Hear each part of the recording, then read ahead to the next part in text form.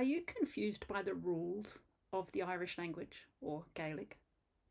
Maybe you've already been learning quite a few individual words or expressions. Maybe you've even been listening to a lot of native speakers. But you can't figure out how to change things when you say them and what rules they're following. Well, today I'm going to review some resources that could be useful for this. Probably not right at the beginning, because first it's best to listen and learn. But once you get to the point where you want to figure out what's happening, and these resources happen to all come from the same publisher. They are Collins Easy Learning Irish. I'm kind of reviewing them as a set because that's how I use them. I want to note at the outset that they won't, for me at least, work as a standalone. You need some kind of a course with lessons or something that you listen to and practice. But they're kind of backup resources. I acquired the first of them actually in Ireland. It's the one called Easy Learning Irish Grammar. I know this because the sticker on the back says Bantry Bookshop. The other two, Irish Verbs and Irish Dictionary, I actually managed to buy here in Western Australia. It's not easy to find language resources here, other than the very obvious ones, and I suppose because Collins is a well-known imprint, they were available. But that suggests that wherever you are, you might be able to get hold of them, and they're not hugely expensive. I do think that once you pass the absolute beginner stage with Irish or Gaelic, you need something to use as a reference work for when you find something confusing. But I will repeat that I think the best method to learn by is listening and repeating and then figuring out the grammar later on. So maybe, in a sense, acquiring the grammar automatically without being conscious of it, and then later following up to find out actually why does it happen that way. Because it is quite confusing, I have to admit, and having a good resource to run to when you just can't figure it out logically is a big help. I'm going to start with the Book of Grammar, not only because it's the first one I acquired, but probably also because it's the most essential if you want to understand what's going on.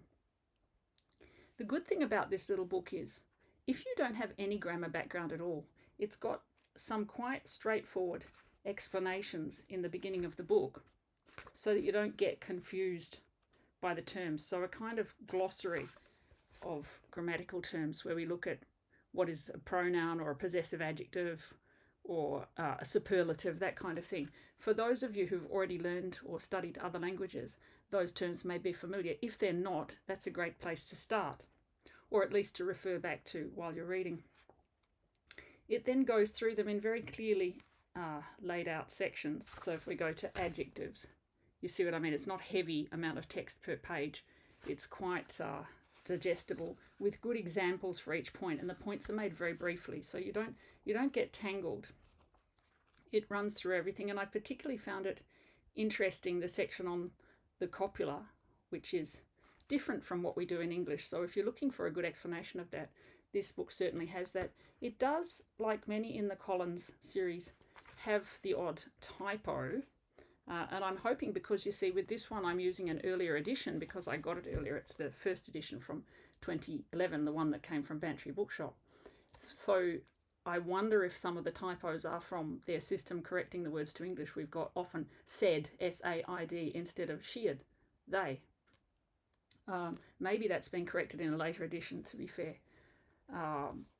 That's because it has a few little verb tables in the back.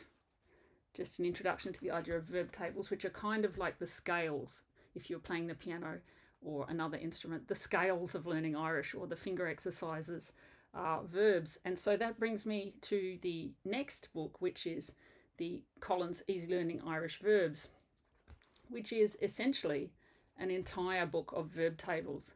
Anybody who learned or started learning this language at school will appreciate what's involved in all the memorizing of irregular verbs in their various tenses. And this is actually, though, quite a good reference. It's probably the one I dip into least, because a bit like when I was learning the flute or the piano, the exercises and the scales I was lazy about, whereas they're actually quite a staple thing. And I would recommend maybe setting oneself a certain amount of these to memorize if you're big on memorizing per week. But again, only after you've actually started learning by listening. So it's a good resource.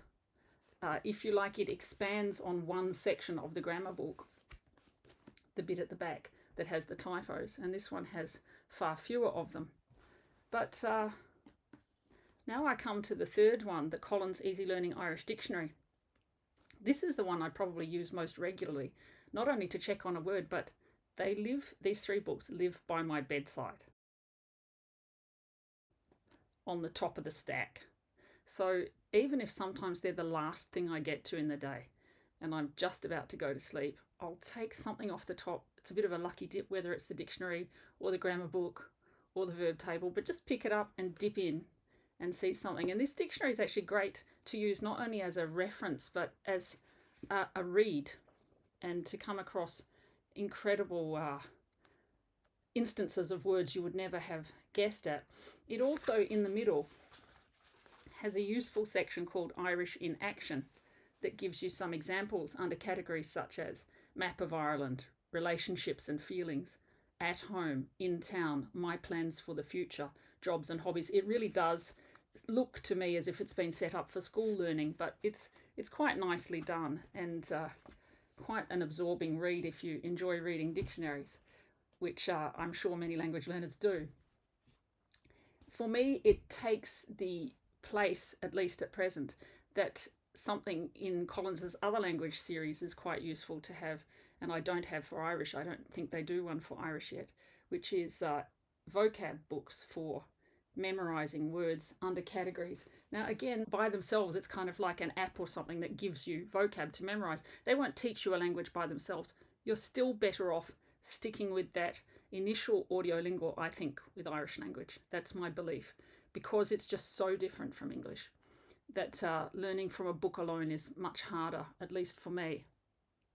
However, for the kind of backup that you might need to help you understand what you've been hearing once you've got underway, I think they're really quite invaluable. And as I say, the real bonus is that they're fairly easy to obtain.